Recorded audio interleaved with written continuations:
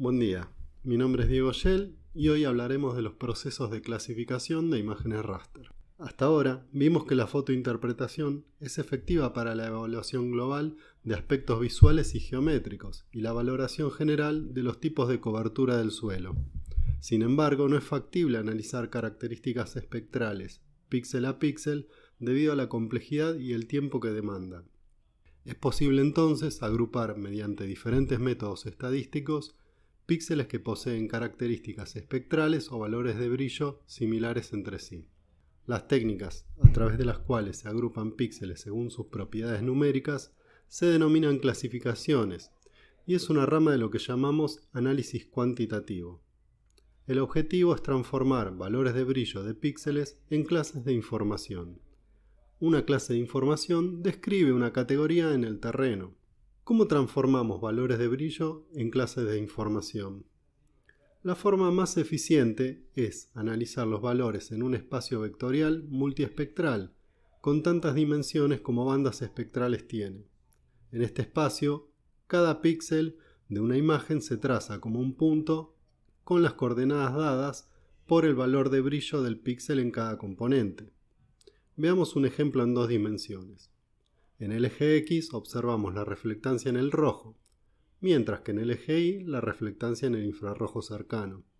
Los puntos en el gráfico representan los valores de reflectancia que toman los píxeles de las bandas. Entonces, utilizando algún algoritmo matemático, agrupamos los píxeles similares en lo que denominamos clases espectrales. Luego, a cada clase espectral se le asigna una clase de información. En algunos textos, clase de información se puede encontrar como categoría dependiendo de la bibliografía. Por otro lado, el hecho de que existan varias clases espectrales para una clase de información se debe a las diferencias en los distintos tipos de cobertura, el contenido de humedad, el tipo de suelo subyacente o la variación topográfica, por citar algunos ejemplos. En consecuencia, es muy probable que cada clase de información esté compuesta de varias clases espectrales. Asimismo, las clases de información están compuestas por continuo de datos en el espacio multiespectral.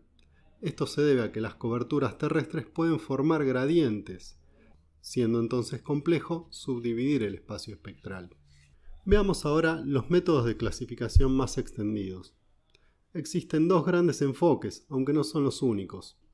Uno se conoce como clasificación supervisada, otro clasificación no supervisada. Estos se pueden utilizar de manera individual o híbrida. La elección de los clasificadores depende de la naturaleza del conjunto de datos y del objetivo principal de la clasificación. La clasificación no supervisada es un procedimiento por el cual los píxeles de una imagen se asignan a clases espectrales sin que el usuario tenga conocimiento previo de la existencia o las características de cada clase espectral. Se utiliza en general métodos estadísticos de agrupamiento o clustering en inglés. El analista luego identifica esas clases a partir de datos de referencia disponibles, como mapas, puntos GPS con información de campo, fotografías aéreas o interpretación visual. Veamos el ejemplo de un algoritmo de clustering utilizado comúnmente en clasificaciones no supervisadas, el algoritmo K-means. Dada la complejidad matemática del análisis multidimensional, daremos un ejemplo gráfico en dos dimensiones. Supongamos entonces que contamos con la representación de un espacio bidimensional, es decir, dos bandas y sus respectivas reflectancias.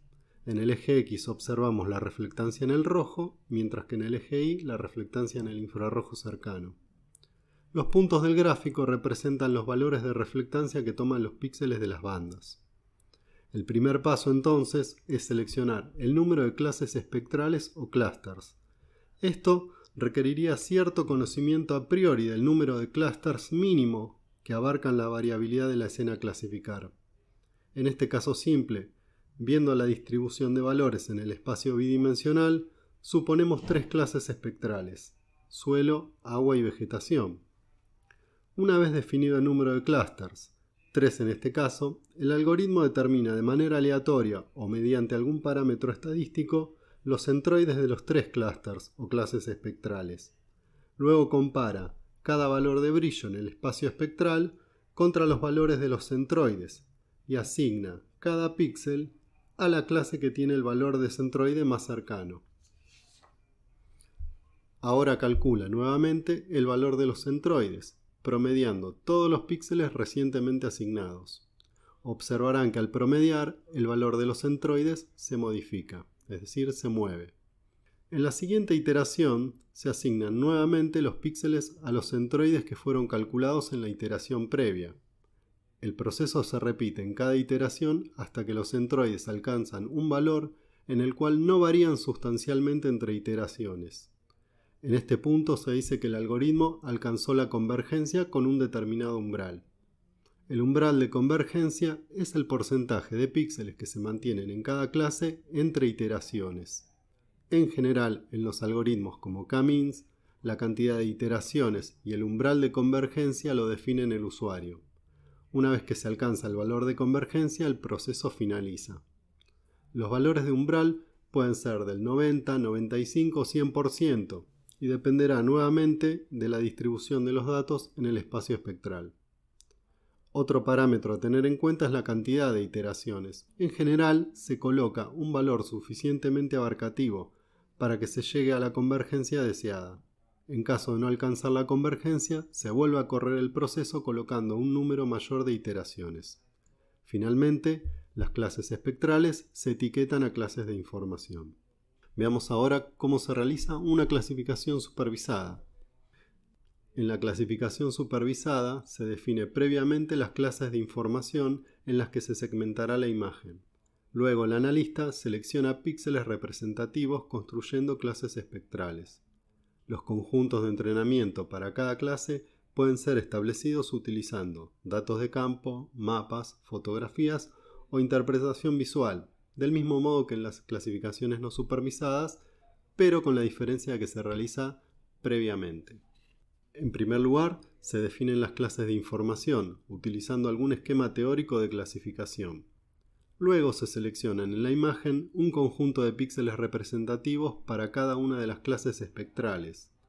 Cada clase espectral puede describirse mediante una distribución de probabilidad en el espacio multiespectral. Esta será una distribución multivariable con tantas variables como dimensiones o bandas tenga el espacio. Tal distribución describe la probabilidad de encontrar un píxel que pertenece a esa clase en cualquier ubicación en el espacio multiespectral. A esta selección de clases espectrales se la denomina áreas de entrenamiento. Las áreas de entrenamiento se definen a partir de datos de campo, fotografías aéreas, mapas, clasificaciones anteriores o incluso interpretación de fotografías. Una vez definidas las áreas de entrenamiento, se selecciona algún algoritmo, como distancia mínima, máxima verosimilitud o Mahalanobis, para realizar la clasificación. La elección de cada uno de ellos dependerá del set de datos, el objetivo de la clasificación y la capacidad de cómputo de la computadora. Dada la complejidad de los mismos, no los abordaremos en este curso. Posteriormente, las clases espectrales obtenidas serán unificadas en clases de información según un esquema de clasificación elegido. ¿Y qué esquema utilizar para definir las clases de información? Ese punto dependerá de la disciplina o enfoque particular, dado que la cobertura terrestre se puede considerar como una característica geográfica explícita, que se utiliza en distintas disciplinas como la geografía, la ecología, la geología o el ordenamiento territorial. Por lo tanto, una clasificación describe un marco de trabajo sistemático y lógico, con clases definidas a priori, una descripción de los criterios utilizados para distinguirlas y la relación entre las mismas. Por lo tanto, un esquema de clasificación requiere definir los límites de cada clase de la manera más clara y precisa, basada en el marco teórico de cada disciplina, exhibiendo las siguientes propiedades. La clasificación deberá ser sistemática, es decir, debe abarcar completamente el universo de estudio.